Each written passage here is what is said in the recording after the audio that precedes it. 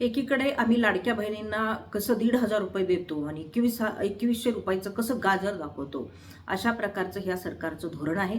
आणि दुसरीकडे ह्या हाताने द्यायचं आणि ह्या हाताने काढून घ्यायचं, हे जे सरकारचं महिलांच्या, ज्या सर्वसामान्य महिला आहेत, ज्या अतिशय या महागाईच्या काळामध्ये जिकरीने आपला संसार कसा तरी नेटाने पुढे नेत आहेत, त्यांचं आर्थिक बजेट कोलमडायचं काम हे जे या सरकारचं धोरण आणि तोरण आहे, त्याचा एक सर्वसामान्य गृहिणी म्हणून मी जाहीर निषेध करते.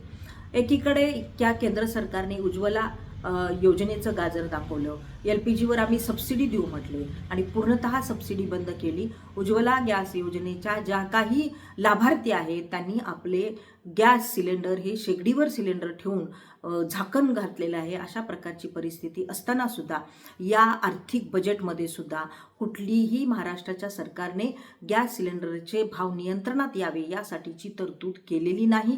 त्यामुळे या महाराष्ट्र सरकारचा एक सर्वसामान्य गृहिणीची प्रतिनिधी म्हणून मी जाहीर धिक्कार करते.